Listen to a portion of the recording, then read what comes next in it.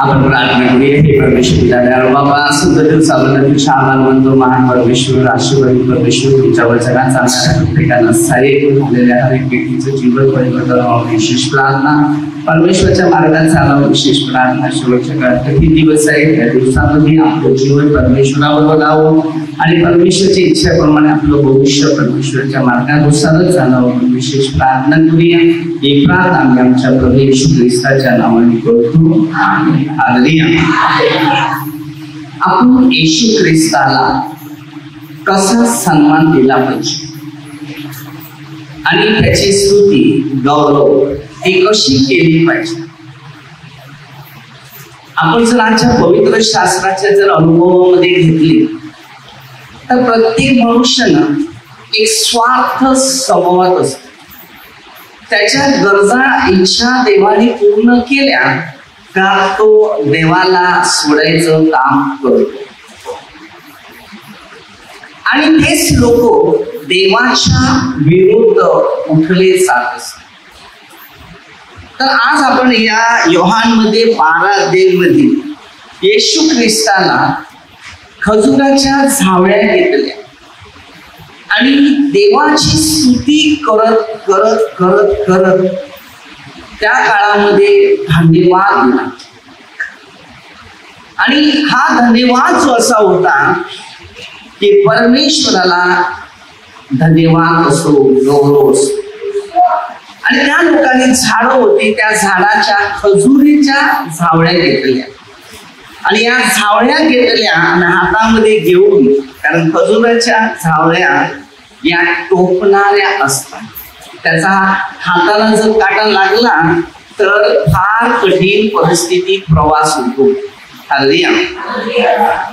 कारण त्याची टोक एवढी भारी असते की जर हाताला लागलं तर खास पण होते आणि टोकल्यावर फार त्रास पण होतो.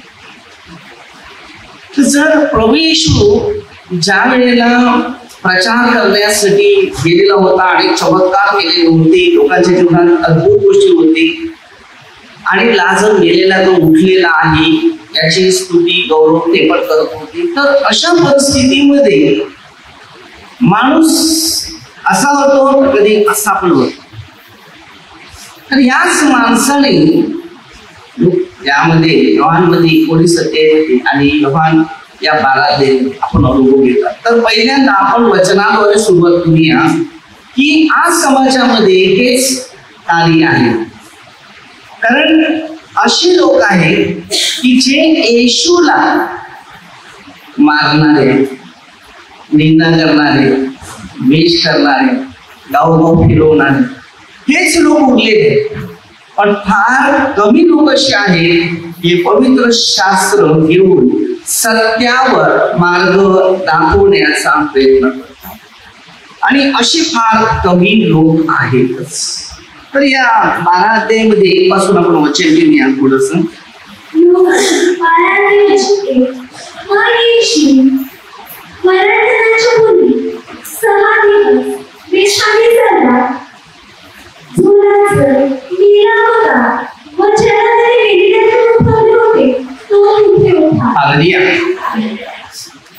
आता लाजर कुठे होता? कबरेत होता आणि कबरेतून बाहेर काढलेला तिथे येशू ख्रिस्त होता. हालेलुया. आणि पुढे बघूया.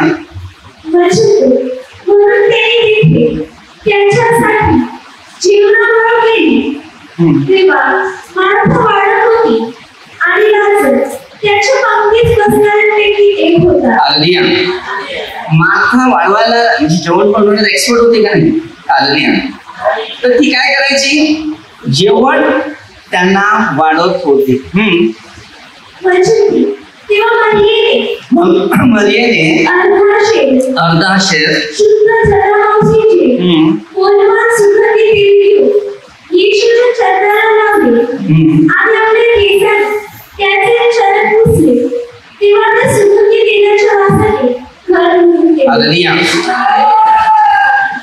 आता विचार करा, मनुष्य पश्चाताप करणारे व्यक्ती किंवा देवाची व्यक्ती, आज तुम्ही देवाची व्यक्ती आहे तर तुम्ही देवाचं काम करत असतील तर तुम्हाला पहिली निंदा आणि बदनामी करतो. कारण यो आजचा जमाना असा आले. त्यावेळा पापी लोक येऊन पवित्र लोकांच्या चरणाशी येऊन पवित्र कसं आम्ही बनू हिंमत होती त्यांच्यामध्ये.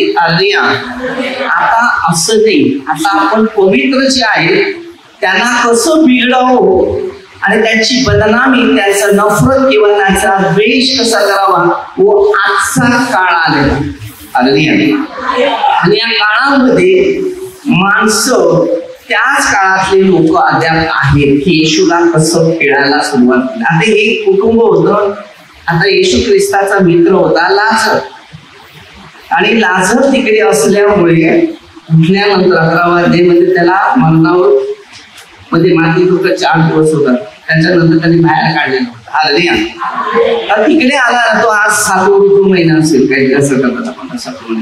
तो त्याच्याकडे आला आणि जेवायला बसला. मार्थाने जेवण वाढलं.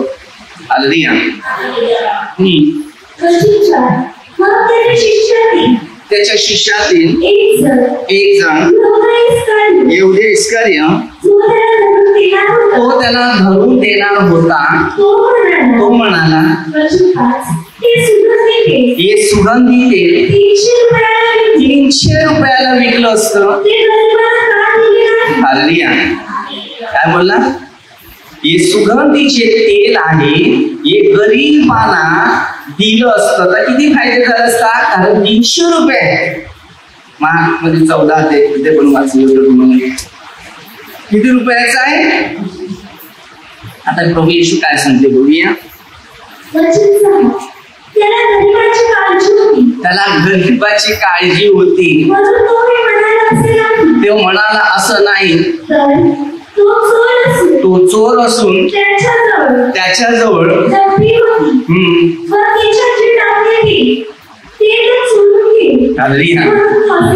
काय बोलता तो. त्याच्या हातात एक डबी ठेवली, पैसे ठेवायचे, थैली डबी असं. तर त्याने काय विचार केला की ह्याच्यामध्ये जे आहे ते गपचूप घेतलं. तर त्याला आकर्षण केलेलं होतं ना की हे पैसे 300 रुपये आहेत. हे तेलाची बाटली मध्ये त्याने सेंट मारत होता का नाही. तो तुम्ही अंगाला सेंट मारला नाही, तुम्हाला माहिती कसं पडणार आहे किती रुपयाचं आहे. बरोबर की नाही. आणि डिशेंटीनं लावायचं तेव्हा पण दिसत वासच येतो की दुसरं. तर त्यांनी टोटल मारलेलं होतं. कारण चोर आहे ना, चोराचं काम काय, चोरी केल्यानंतर काय काय उचलायचं, आणायचं आणि घ्यायचं. तर त्यांनी काय केलं त्यांनी टोटल मारलं. कॅल्सी ये 300 रुपये आले असते. किती काय किती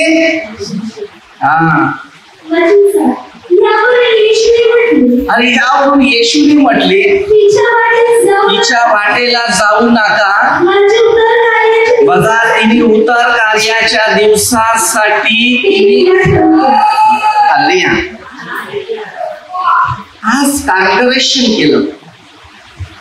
उत्तर कार्यासाठी ये होऊ दे.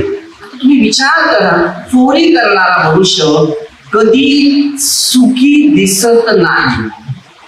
चोरी करणारा मनुष्य कधी शांती दिसत नाही.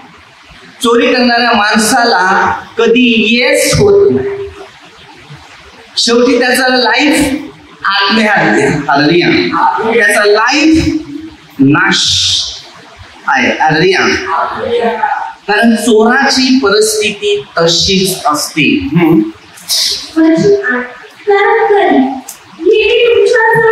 बघा काय सांगितले, गरीब नेहमी तुमच्या जोडीला आहे. आता तुम्ही इकडे प्रार्थनेला आल्यानंतर तुम्हाला माहिती आहे ना, गरीब लोक येतात ते नाही येतात.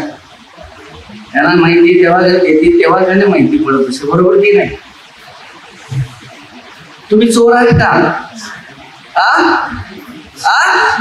जोरात बोल, चोर आहेत का? जोरात बोला. पहिले चोर तुम्ही. त्या सांगितलं का तुम्ही दर्शवच त्याचा देता, अर्पण रुपये देतात. मला किती ना 10 दिले. जो चोर नसेल तो आपला उत्पन्नाचा नेहमी हिस्सा देवकी त्याकडे देईलच. बरोबर की नाही. मग आपल्या जीवनामध्ये दुःख आहे, आपल्या जीवनात संकट आहे, आपल्या घरात पैसा टिकत नाही, बरोबर का नाही? मग तो टिकत का नाही? त्या चोरावर चोर, तो मोह म्हणजे शैतान, जेव्हा नाक चोरीचे तो मोठं मोठं बोलतो, पैसे कमवतो, बरोबर की नाही?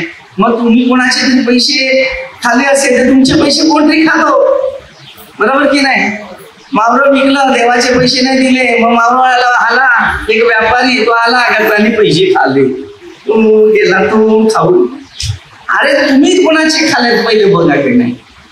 अरे आम्ही सुद्धा एवढं दान करतो असतो ना, पण कधी कधी आम्हाला पण एक फटका लागतो, आणि फटका असा लागतो अरे कुठेतरी मी चुकलाय, मग काहीतरी करायला लागेल मला ते वाटतं. मग ते माझं काम झालं. किती मला किती खर्च येते, कधी गाडीला येते, काही मेंटेनन्स खर्च आहे, यामध्ये बघा मेंटेनन्स खर्च येतो पण कमी होतो, एवढा नाही. कुठे आठवण येते हा खर्च का आला. आज तुम्ही विचार करा कितीतरी यावेळी बल आहेत किंवा पंखा आहेत ते 100% जळलेले दिसत नाही, बरोबर की नाही?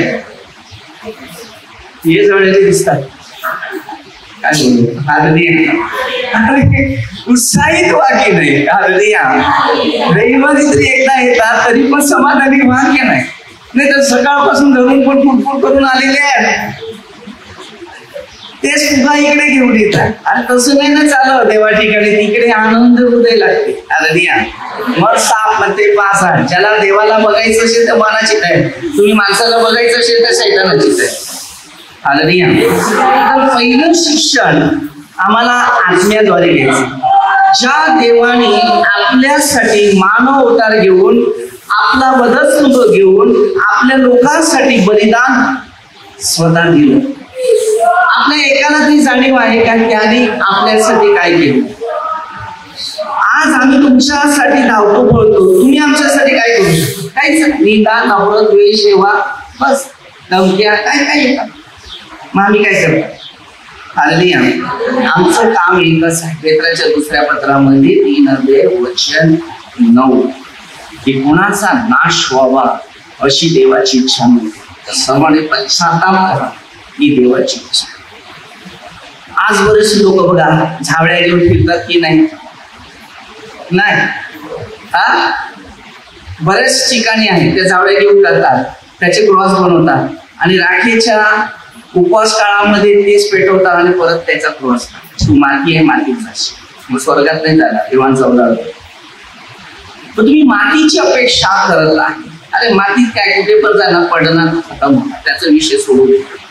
त्याचे डिसिजन ते आहे. मी जेव्हा माझ्या लोकांना देतात तिकडे मी त्यांना एकच वाद सांगतो, माणूस जन्माला आला ना 3 ते 3.5 किलो, त्याच्यानंतर तो पृथ्वीमध्ये येतो, आल्यानंतर एक पाप.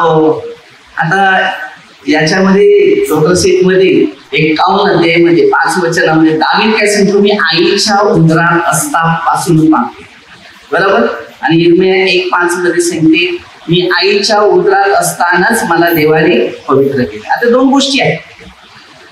आता हा प्रश्न जो आहे, परंतु 9 वचनांमध्ये त्यांनी प्रश्न दिलेले आहे. कारण माझ्या मुखात देवाचं वचन आहे. 3रा प्रश्न आहे. हालेलुया. पुढे यिर्मया सांगतो, माझा जन्मलेला दिवस शापित असतो. शास्त्रात बरेच असे उदाहरण आहेत आपण बघतो. आता तुम्ही एक विचार करा की आपलं जीवन पश्चातापावरच आहे, बरोबर. आता तुम्ही जर जीवनामध्ये पश्चाताप जर नसेल तर तुमचं लाईफ नाही. तर मी त्यांना काय सांगत होता, त्यांना मी सांगत होता, माणूस जेव्हा मोठा होतो ना तेव्हा तो वजन मोजतो, पाप नाही मोजत. तर तो मनुष्य 50 किलो झाला, 60 किलो झाला, 120 किलो झाला, 140 किलो झाला. आता डॉक्टरने कमी करायला सांगितलं. डॉक्टरने कमी करायला, वजन कमी करायला नाही सांगितलं, पाप कमी करायला सांगितलं. ही पापाची वजन वाढली जातात. बघा खोटा नाटक करतात तेव्हा माणूस कलिंगडासारखा गोल गोल होतो की नाही. प्रत्येक मनुष्य वजन बघतो, होय किती झाला रे, 74. पाप केवढं झालं, 70 किलो वजन झालं. पाप. हालेलुया. आता आपल्या प्रत्येकामध्ये मी त्यांना सांगितलं, हे वजन आहे ना तुमचं, हे पापाचं, कधी पवित्रताचं नाही, कारण पवित्रताचं वजन हलकं असते. प्रभू येशू पाण्यावर चालला, एवढा हलका होता कारण त्याच्यात पाप नव्हतं. पाप तुमचा आणि माझं, तेव्हा त्याला वजन वाढलं. तो पाण्यावर चालणारा, हवेवर चालणारा म्हणजे त्याच्यात पापच नाही. ज्यात पाप नाही बघा, हलकी वस्तू असते वाढायला उडून जाते. आपलं भविष्य पश्चातापी राहिलं. एक एक शब्दावर 4:4 मध्ये तसं दिलेलं, झोपताना पश्चाताप. 32 मनातली कबुली करा. पाप कुणी कबुली करू शकत नाही. योहानमध्ये 20:23 वचनामध्ये वचन दिलेलं आहे, ज्या कोणा पापांची तुम्ही क्षमा कराल ती क्षमा होईल. याकोब 5:16 पासून तुम्ही एकमेकांकडे आपली पाप कबूल करा. म्हणजे येशू ख्रिस्त तुम्हाला पापांची क्षमा करणार. आम्ही लोक नाही, आम्ही तुम्हाला मार्गदर्शन करणार की तुम्हाला मार्गदर्शन केल्यानंतर तुमचं त्यावेळेला पाप सुटणार, तेव्हा तुम्ही पवित्र होणार. मध्ये 4:17 मध्ये 3:2 हालेलुया. ही आपल्या प्रत्येकाला एक शिक्षणाद्वारे दिले. पश्चाताप कसा, मार्क 1:15 पश्चाताप कसा, हे शिक्षण आपल्या भविष्यात राहतं. आता बघा इकडे कसं दिलेलं आहे, कारण आम्ही जे करतो ते चुकीचं. आता आपल्या इकडे काही प्रथा तशीच आहे, डावळ्या घेऊन फिरतील, मिरवणुकीने क्रॉस घेऊन फिरतील. हे कोणी केलेलं होतं? जी येशूच्या अपोजिट व्यक्ती होती. मग आम्ही अपोजिट नाहीये, आम्ही त्याची स्तुती करतो, त्याची प्रार्थना करतो, त्याचे गौरव करतो, पण आमच्या स्वतःला सुद्धा याची जाणीव नाही. परंतु तो माणूस चालला ना म्हणून मला पण चालतो. आज आपल्या प्रत्येकामध्ये शिक्षण. मी लोकांचे काय अनुभव घेतो माहितीये, त्यांचं काय झालं असेल ना तर तिला सांगते, ते तिला सांगते, मग एकाचे 2, 2चे 4 आणि ती मग ऍडव्हर्टाईज करत फिरते, त्यांनी असं केलं, तिने तसं केलं, त्याचं तसं आहे, याचं असं आहे. तुमच्यामध्ये कोणामध्ये काहीच नाही ना. ते 7:21 तुमचे दोष काढणार म्हणजे तुम्ही पहिले दोषी होणार. तेव्हा तो सांगते तुमचे दोष काढण्यात येऊ नये म्हणून तुम्ही कोणाचे दोष काढू नका. मी लोकांना सांगतो, सगळ्यात पापी मी. शब्दाचं असो, बोलण्याचं असो, अगोदरचं असो, पौलाने काय केलेलं होतं? प्रेषिताचे कुठे 9 अध्याय जर वाचलं तर तुम्हाला अनुभव येईल. 22 अध्यायामध्ये 20 अध्यायामध्ये भरपूर अनुभव आहे. शेवटी त्याची परिस्थिती बदलली गेली. तेव्हा त्याला कळायला लागलं की मी गुन्हे केला तर आता माझा भोग मला भोगाला. आपल्या सगळ्यांची जे कार्य आहे, ते पाप आहे, ते आपल्या सगळ्यांची आपल्या स्वतःला भोगावं लागते. पाप कोणाला सोडत नाही. पाप कोणाला सोडत, भले कोणताही असेल. आपलं जीवन देवपित्याच्या शिक्षणानुसार बनवायचं, तेव्हा मला देवाची कृपा दिसते. देवाची स्तुती कशी करायची? मध्ये 5:16 तुम्ही जेव्हा 15:16 तुम्हाला देवाने निवडल्यानंतर देवाची स्तुती प्रचाराद्वारे होते, सुवार्तेच्या द्वारे होते. आणि जसं तुम्ही सुवार्ता प्रचार करत राहतील तसा प्रभूचा आशीर्वाद तुमच्या पाठीशी लागेल. हालेलुया. आपलं जीवन आहे ना, एक पवित्र आत्मेमध्ये जोडलेलं पाहिजे, अभिषेकामध्ये जोडलेलं पाहिजे, सामर्थ्यामध्ये जोडलं पाहिजे. आज सैतानाने लोकांना फिरवा लावलाय पापामध्ये. सगळे मोह, पाप, विचार, वासना, हे सगळं द्यायला लावलंय. तू याच्यात वाढ बस, हे सगळं बाजूला कर. धार्मिकता चालू नको याची किती दिवस. आज समाजामध्ये देवाला वेळ नाही. आता या 40 दिवसामध्ये अनेक लोकांची मी अनुभव बघितले. त्याने विचारला, उपवास काळ सुरू झालाय, तर प्रत्येक विचारला 40 दिवसाचा माझा उपवास आहे. कोण सांगता 45 दिवस आहे. बरोबर, चांगली गोष्ट आहे, उपवास करणं चांगलं आहे. पण मी त्यांना सांगितलं 3 प्रकार होता, ते तुम्हाला लागेल. उपवास मध्ये 4 अध्यायामध्ये सुरुवात झाली, त्याच्यानंतर 5 अध्यायामध्ये सुरुवात झालेले शिष्यांची. 4 अध्यायामध्ये 19 पासून 18 पासून विषय आहे. 4 अध्याय 18 पासून शिष्यांची निवड. मला 19 ते 20 वचन ते वाटलं भेटलेलं आहे. माझी निवड झाली तेव्हा त्यांनी शिष्यांना निवडलं, 12 प्रेषितांची निवड. त्यानंतर त्याला शिकवायला लागलं डोंगरावरचं प्रवचन. ते 5 आत्म्यापासून शिक्षण झालं. हे शिक्षण झालं. त्यानंतर शिष्यांना प्रचार करायला संधी दिली. ते जोडी जोडी बनवून जा, सुवार्ता सांगा, आता मी तुम्हाला आरोग्य कसं दिलं, चमत्कार कशी केली, बरोबर. हे सगळं शिक्षण येशू ख्रिस्ताने द्यायला सुरुवात केली. प्रार्थना कशी करावी, उत्तरवाशी पिकायची प्रार्थना कशी करावी, आणि त्यानंतर त्याने चमत्कार वगैरे केले. आपल्या इकडे चमत्कार करलेले जात नाही ना, होत नाही. पहिला मुद्दा तो आहे. दुसरा मुद्दा, येशू ख्रिस्ताने मध्ये 26 अध्यायामध्ये भाकर मोडली आणि येशूने आपल्या शिष्यांना दिली, आणि त्याच्यात एक जुदास होता, त्यांनी त्याला पकडलं. पकडल्यानंतर अनेक राज्य होते, आणि ह्या राजाकडे ते जाऊन याच्यासाठी काय काय करावं अशा मागण्या घेऊन गेलो. कारण त्या अगोदर येशू ख्रिस्ताला चमत्कार केलेले झालेले आहेत असे म्हणून लोक त्याचा सन्मान केला आणि सत्कार केला. कारण त्याने अगोदर मत्ती 23:12 मध्ये सांगितलेलं होतं, जो कोणी उंच केला जाईल तो नमवेल, आणि नमवला तो उंच केला जाईल. आता हे उदाहरण त्यांच्या हातात दिलेलं होतं.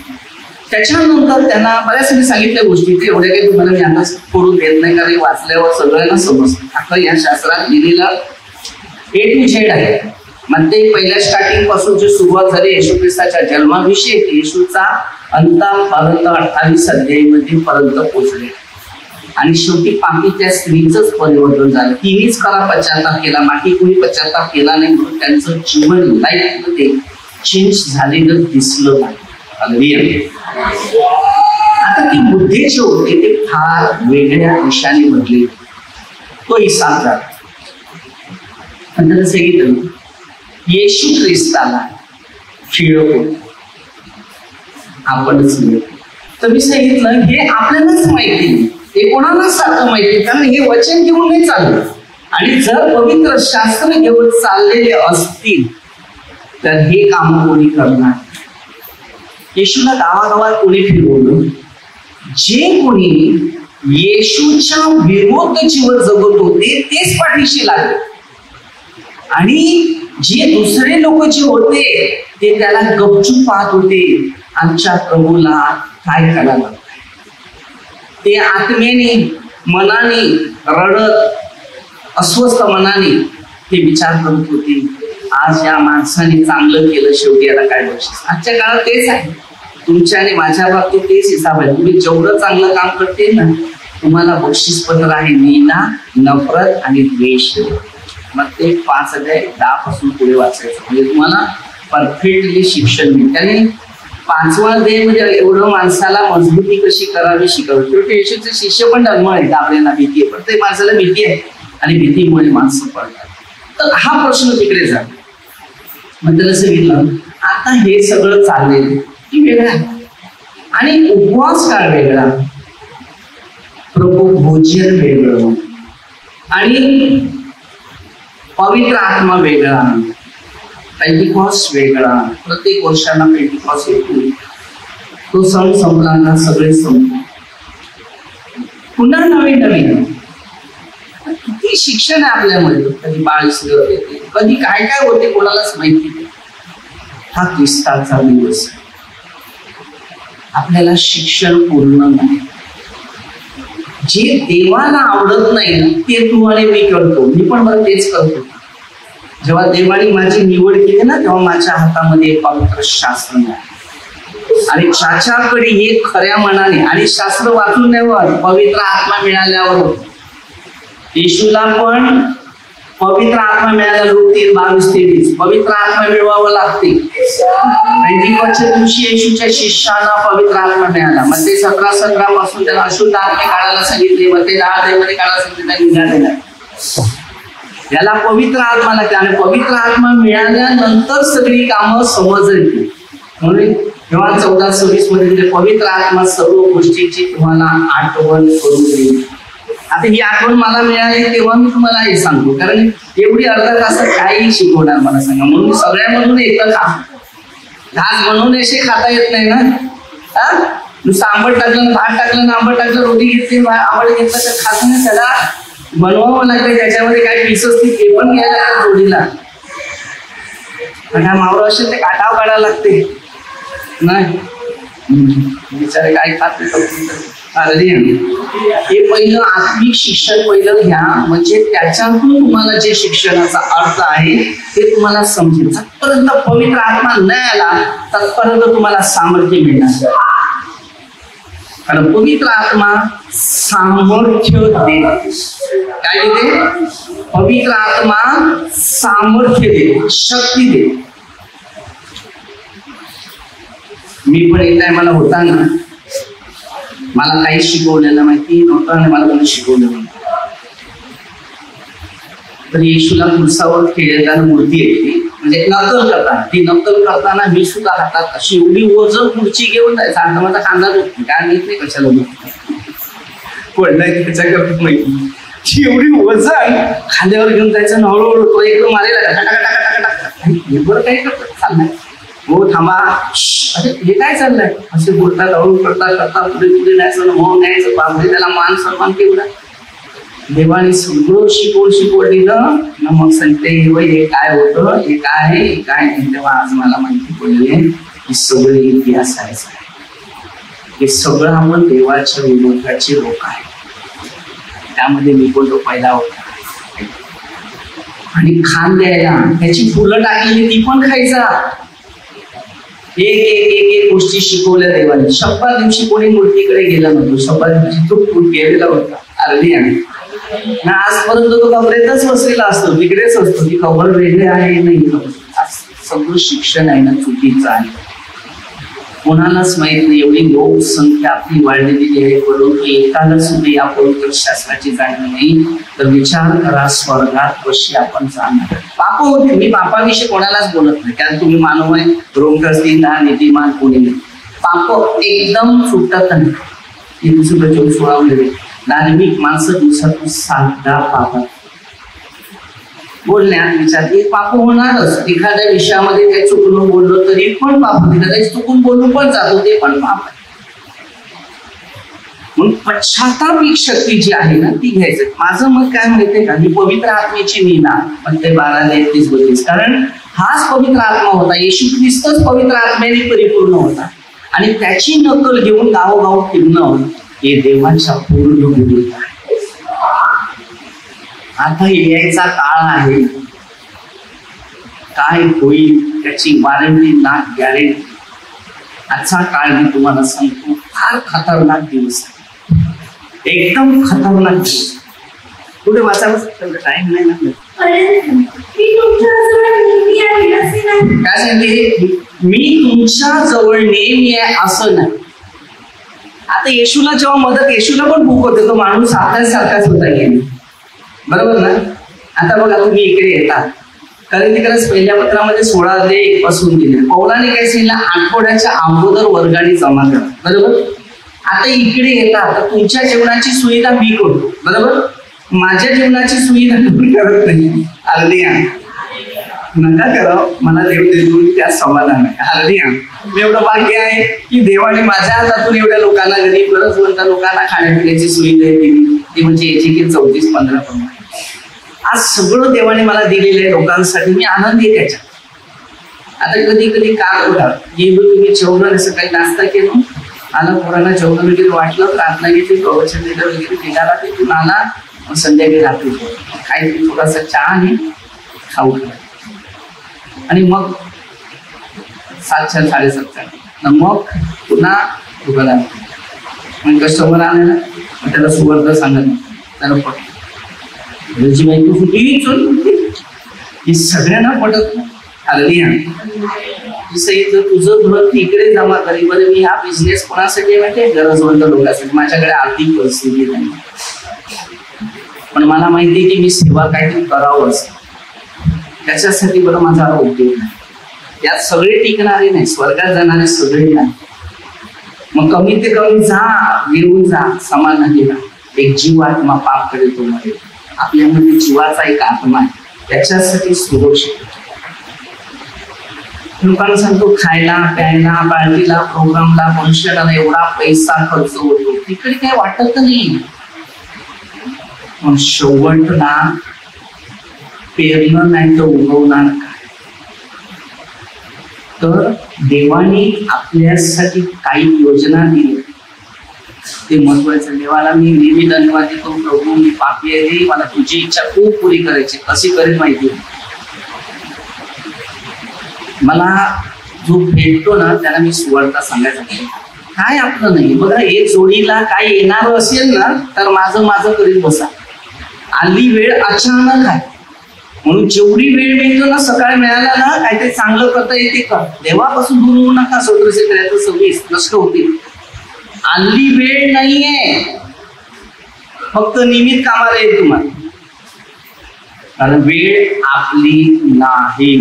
आता येशू ख्रिस्त बघा आहे का नाही, माथा जेवणाची तयारी केली. मारियेने काय केलं,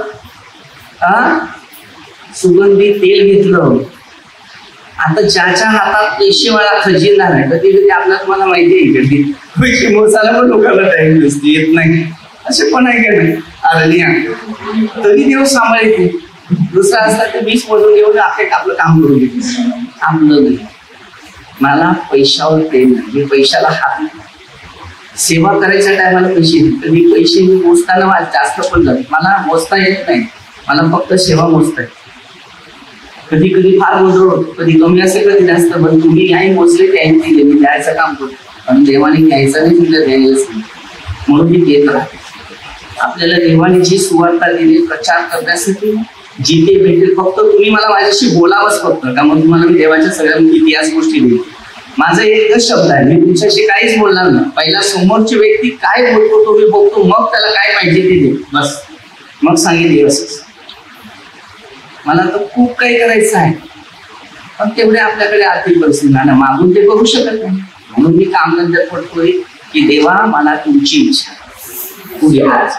पैशात प्रेम नाही करायचं, कारण मला लहानपणापासून एक सवय, पूर्ण सवय आहे की बाबाने काचीच्या भशी ठेवले ना तर कोण मागायला आला का मग सगळी चिल्लर द्या टायमाची, मग ती चिल्लर दिली ना हातात द्यायची का. हा स्वभाव देवाने आपल्याला चांगला घेतला, तो स्वभाव नसतो. कारण जेव्हा मी लहान होता, देवाने जन्माला आल्यानंतर प्रगती आमची उडी केली की विचार नाही करू शकत.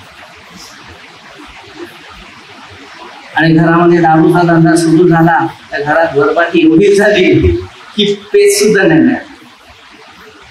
म्हणून मी काय शिकलाय माहितीये का, गरिबी पण शिका ना श्रीमंत पण शिका. काय फायदे होतात, श्रीमंतामध्ये स्वर्ग राज्यामध्ये चान्स नाही, गरीबाची इज्जत किंमत नसते. पण गरीब असते तेव्हा गरीबाची किंमत नाही. कारण आमच्याच कुटुंबामध्ये आम्ही जेव्हा त्याला गरीब होते, चांगले यायचे, तर आमच्या घरी आले असतील तर त्यांना 14 टिपडे असे द्यायचे. काय असेल तुमची आम्हाला द्या, आमची तुम्हाला अशी व्हायचं. म्हणून मी आज शिकतोय गरीबाची काळजी कशी घ्या. येशू पण गरीबच झाला श्रीमंत असताना, आणि त्याने गरीबांची काळजी. मी पण तोच विचार केला की देवाने आपल्याला गरिबी का, जेव्हा तुम्ही गरीबाची काळजी घेतील ना तेव्हा तुम्हाला काही कमी पडणार नाही. देव तुमच्या सर्व प्रश्नाचं उत्तर तुम्हाला देईल. दाविदाने 23:6 वचनामध्ये स्पष्ट भाषण दिले, परमेश्वर माझा मेंढपाळ, मला काही मुले पडणार नाही. आता तो दावीद जो होता देवाच्या शिक्षणाच्या नियमानुसार. आज तुम्ही आणि मी, आज सगळीकडे लोकांना फक्त पैसे पाहिजेत, प्रचार नाही पाहिजे, सुवार्ता नाही पाहिजे. निमित्ताने सगळे कसे कसे लोक पैसे कमवतात आजच्या काळामध्ये. तुम्हाला मी सांगतो काय चाललंय माहितीये देशामध्ये, जगामध्ये. म्हणून आता तो न्याय, आता न्याय संपले. 13 हे न्याय हळूहळू उतरायला लागल्या. आता नुसते बघत राहा, कसा पाऊस येतो तो बघा, भूकंप कसा येतो तो बघा, सगळं बघा प्रॅक्टिकल हळूहळू. हा जो देवाशी एक आहे ना तो शांतीने भरलेला आहे, आणि मोहाशी एक बसलेला आहे तो अशांतीने भरलेला. ही सगळी वेळ आलेली आहे, हे मी नाही बोलत, याच्यात सगळं दिलेलं आहे. आताच्या काळात प्रकटीकरण अख्खे वाचा, पहिल्यापासून शेवटपर्यंत 22. त्याच्यानंतर इर्मया वाच, त्याच्यानंतर एशिया वाच, त्याच्यानंतर एचकेल वाच, आमोस वाच, योहेल वाच. शेवटच्या काळातली लक्षणं तुम्हाला किती सुंदर रीतीने मार्गदर्शन केले ते बघ. आणि नंतर मी तुम्हाला सांगतो की देवाच्या राजा किती आनंद आहे हे आपल्याला नंतर समजेल. देव मानवामध्ये मूर्ती देव नाही. एक माणूस आला तर त्याला सांगितलं मानवाने मूर्त्या बनवल्या, खरेदी केल्या, आणि तो माणूस माणसाला सांगतो त्याच्या मागे लाख हार मेणबत्ती अगरबत्ती काय लावायचं ते लाव. तुझेच खिशातले पैसे कमावणे इकडे घालवत जा, पण त्या गरिबांना 1 किलो तांदूळ द्यायला जीवावर. मी सरळ सांगतो त्या मूर्तीला खर्च करण्यासाठी तुम्ही मेहनत करतात ना, तर तुमच्या आजूबाजूला कोण गरीब आहे त्याच्यासाठी खर्च कर ना. तू श्रीमंत झाला ना, तुझ्याकडे पाहिजे त्या वस्तू नाही मिळाल्या त्या माणसं. भविष्यात आपल्या स्वतःच आपलं काही नाही असाच विचार. जिथे तुझं धन आहे तिथे मन लागलं ना, तो आत्मा स्वर्गात जाणार नाही, पटकता राहील, फिरता राहील, भविष्य शून्य राहील. आपल्याला देवाशी व्हायचंय, वचनाशी. म्हणून हे शास्त्रात जे लिहिलेलं आहे ते पहिलं पाहायचं. म्हणून येशूच्या बाबतीचा इतिहास जर वाचायचं असेल ना तुम्हाला, तर पहिलं या 12 आणि 19 या 2 गोष्टी वाचल्यावर तुमचं जीवन वाचलं जाईल. नसेल तर तुमच्या भविष्यात तुम्हाला फार मानसिक तणाव येईल. टेन्शन काय असते माणूस टेन्शन मध्ये आहे की नाही. एक पाप कर डोक्यात राहते की नाही, टेन्शन राहिल्यानंतर तुमच्या जीवनामध्ये आजार येतात, झोप नाही, खाणं नाही, काय नाही काय काय. पण पाप खाली कर एकदम हळकं होते. ते सैतान आहे, ते भूताची आत्मी आहे, ते भूत आपल्या अंगात शिरते ना, आपण पापामध्ये लागतो ना, तेव्हाच हात सोडतो.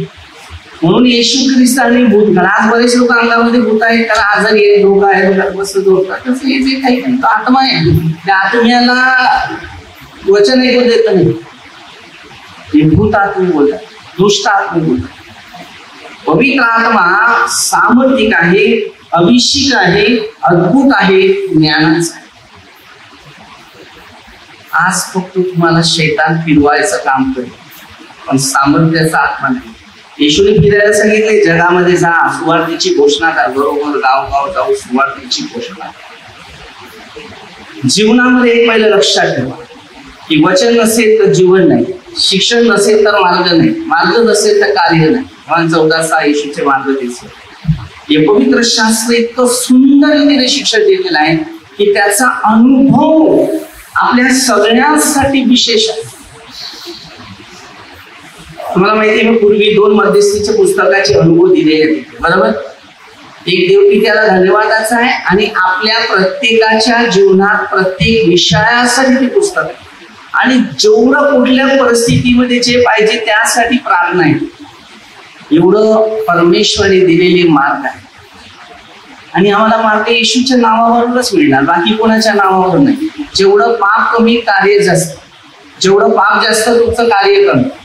तेव्हा शिकायचं की तुमच्यामध्ये प्रार्थना कमी, कंटाळा, प्रार्थनेमध्ये इंटरेस्ट नाही, प्रार्थनेमध्ये जायचं नाही.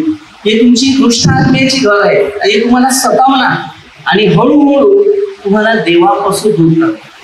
मग खपलं आपलं जीवन. आपल्या जीवनामध्ये संकट, आपत्ती, समस्या, निराशा. आता बघा, पैसा असला तर काही काही वस्तू आहेत की आपल्या घरात येतात, नैसर्गिक पाणी खाणं. तसं प्रार्थना आहे. प्रार्थना असलं तर आपल्या घरामध्ये शांती, सामर्थ्य, आनंद, शांती, सामर्थ्य, अभिषेक, अद्भुत गोष्टी हे सगळं घरात येतात आणि मनुष्य उत्साहित असतो. पण जर आपल्या शरीरात प्रार्थना कमी झाली तर शरीरामध्ये रोगराई वाढते, समस्या वाढते, टेन्शन वाढतात, वातावरण बिघडलं जाते, अनेक गोष्टी माणसाच्या परिस्थितीमध्ये उतरतात. आपलं जीवन देवाला द्या. दिल्यानंतर देवाचं जीवन तुम्हाला मिळणार. देवाचं जीवन तुम्हाला मिळालं तर देवाचा आशीर्वाद तुमच्या आणि तो आशीर्वाद आला की तुमचं भविष्य चेंज होतं. आपण छोटेसे प्रार्थना करूया. येशू ख्रिस्ताला आम्ही दुखवले का? त्याच्या नियमात चाललेले आहेत का? त्याच्या अपोजिट चाललेले आहेत? देवाला आवडते ते केले का? माणसाला आवडते ते? माणसासाठी मी आपलं शरीर घालवलेलं आहे का? देवासाठी आपलं जीवन घालवलं आहे. मग ते दारिद्र्य स्वतःसाठी असेल तर मरेल आणि देवासाठी असेल तर जीवन राहील. हरे प्रभू येशू सुंदर दिवसाबद्दल तुझे आभार मानतो. महान परमेश्वर आशीर्वाद परमेश्वर तुझ्या वचनात चालणारे प्रत्येकाला सहाय्य कर. सर्व मंदिर कामदार आणि सर्व भेटले प्रभूची सेवा करणाऱ्या प्रत्येकाला सहाय्य मिळून ही प्रार्थना प्रभू येशू ख्रिस्ताच्या नावाने करतो. आमेन. हालेलुया.